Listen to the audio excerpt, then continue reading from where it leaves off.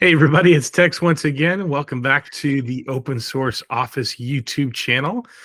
Today we're doing another round of interviews here with our developer advocates, and today I'm joined by Suganya. Suganya, tell us some more about yourself. Hello, everyone. I'm Suganya. I'm based out of Toronto. I started off my career with Cardano 2 years ago. I'm in the space for 2 years. I had my formal trainings from Emergo, and I happened to apply for a Haskell internship at Haskell Foundation, for which I got through and completed the project on Cabal error refactoring. And then I moved on to a internship role at Anastasia Labs, 3 months now. So yeah, I like working with Cardano and exploring the new developments every day. Absolutely. It seems like excitement is probably one of the best things to have when being in this field. Right. Um, on that note, what motivates you to work in the blockchain space and with open source ecosystems? Uh, yeah, blockchain technology has transformed the way we think about data handling transactions and even trust in a decentralized manner. So I think the opportunity I have to be at the forefront of this emerging revolution, to explore new ways of enhancing security, efficiency of the way we work. I think that drives my passion to be working in this space. I'm excited about the challenge it poses. Like, you have to be current with the emerging trends. So that is a challenge, and it keeps me driven to, do and work and explore the blockchain and the open source ecosystems. Good stuff. Tell us some more about your experience when working with distributed teams across these time zones. How have you been able to ensure effective collaboration? Mm. Yeah, in my past roles with Haskell Foundation and in my present role at Anastasia Labs, I have developed effective strategies for collaborating with different teams across different geographies and also different time zones. Uh, I make sure that I'm actively use communication tools, Discord, email, or any project management platforms to stay connected with the team members. And I also ensure that the updates, even questions, feedbacks, are all communicated very clearly and promptly, because a prompt reply will be more, acceptable than the reply itself. It makes the communication keep going. So that approach helps me in bridging the time zone differences and keeping everyone on the same page. And I'm also achieving best practices for commit messages when it comes to version control, which is very important when you collaborate on open source. I try to make sure my documents are well documented and easily understandable. Uh, to accommodate different time zones, we actually schedule meetings at mutually convenient times. Uh, and we use asynchronous modes whenever necessary. So it's always we are connected. That is the feel we have. And working across different time zones, I think, requires a proactive problem solving. I make it a point to address any issues or queries, even if it means adjusting my schedule to align with the team members' availability. It sounds like quite a bit of engagement, which actually leads to the next question here.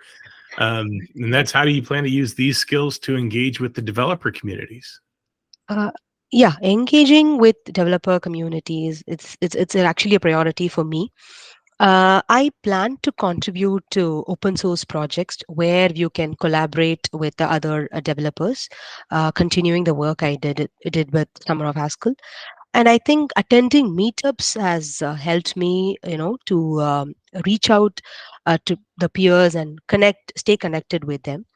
Though attending offline meetups is becoming difficult because of it's happening in different places, I intend to participate in online forums, share my knowledge through articles or even planning to write some tutorials so I can network with peers and also, to mentors.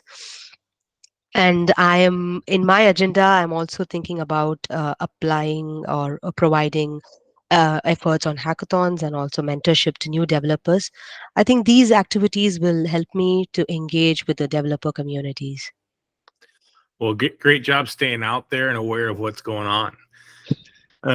With that being said, how would you say that you plan on collecting and communicating feedback from these developers and bringing that back to the stakeholders? I'm planning to establish regular feedback channels such as surveys or even forms, so that these tools will allow the developers to share their thoughts and suggestions in a very structured manner. And once this feedback is collected, I'm thinking of prioritizing it based on its impact and feasibility so that I could document it comprehensively. If I mean to communicate this feedback to stakeholders, I think preparing a structured report and summaries to highlight the key insights would be valuable. And using more visual aids like charts or graphs to represent the data clearly will be very good in communicating to the stakeholders. So this way, and regular meetings with the stakeholders will ensure that they are always informed about what is happening and the status of the feedback. Well, it definitely sounds like there's a lot to look forward to. I think one way that we could enhance that is if you can share with us some of the Cardano projects that where you may have provided technical or other support, and where exactly you find yourself most skilled here in that technical area. Yeah, in my current role as a smart contractor I'm sorry, smart contract developer intern, I have involved in providing technical support for Cardano-based projects, particularly focusing on the development and also the maintenance of smart contracts. I have assisted in the design, development, and also in the documentation of the projects. This included writing and also the testing the code and creating closeout reports for the completed projects. So the understanding of the project was very much necessary to create a technical documentation. And I feel the most skilled part is to create a technical documentation. This technical documentation should speak the whole project, and it should also reach to any level of the developer community. So I think that is where I'm most skilled of. And I'm also participating in code reviews to ensure that the code adheres to best practices and coding standards, which is very, very important and useful. Yeah, so code review is definitely a big part of something that we're looking at here from the open source side of things. Right. I'm curious whether it's via your technical documentation or when you're completing these code reviews.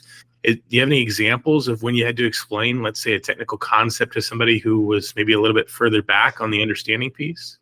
Uh, yeah, one example of a technical concept that I explained to a colleague I could think of is I presented on the topic optimistic rollups. Um, it sounds simple when you compare to ZK rollups, but I think that understanding of optimistic rollup is very important in order to understand ZK rollups. So what I did was I used analogies and a step-by-step approach. I compared optimistic rollups to a courier service. I explained that in this analogy, the courier represents the rollup chain, and the package that is being delivered represents the transactions being processed. So this way, they were very much interactive and also being engaged with what I was trying to say. So I pointed out that in an optimistic rollups, the transactions are processed with an assumption that they are correct, just like a courier service assumes that the package contains or what they appear to be. So when you give this kind of analogy and you take a step-by-step approach, I could literally see how it was well approached. My team was happy with the presentation, and it made sure the point stood in their mind forever. So I think that was one good example to showcase the technical concept presentation. Great stuff. Thanks again. Um, So let's get into probably some more of the nitty gritty of the developer advocate space here. What do you see as some of the biggest challenges when you're engaging with such a diverse and distributed developer community? And what are you going to do to address this? I think the biggest challenge we have is the varied levels of technical expertise and experience. This can make it challenging to ensure that everyone is on the same page and that even the contributions are balanced. Because if there is an imbalance, we will not be able to achieve what we are trying to achieve. So what I'm thinking of is to address this particular problem. I am thinking to encourage mentorship and peer support within the community. Like we can arrange for online programming sessions or ask me anything sessions where new developers or anyone who are interested to can attend, and they can open up with their questions and we could give them suggestions. And the way we welcome them is a part of engaging them as well. So I think this is one part of a solution uh, to bring in more developers. And also we could encourage them, like giving badges for different levels of training they have attended, or giving them certifications for their work, which will all minimize this particular challenge. So we could encourage to the developers to bridge the gap between someone who's very new and someone who's good at it. Very nice. Very nice. So one last one for the community here. Why don't you share with us what keeps you motivated, and how do you continue to grow professionally in such a dynamic and innovative environment? Uh, I set specific and measurable goals that align with both my career aspirations and also the evolving demands of the industry. I know it sometimes it feels a lot. It becomes more to know, but I think what all we know, we should be very clear on that. Instead of knowing everything, we should be very clear on what we know. So this helps me to stay focused and motivated by providing a clear direction and milestone to work towards. And the other thing is, I always take on challenging projects that push me out of my comfort zone.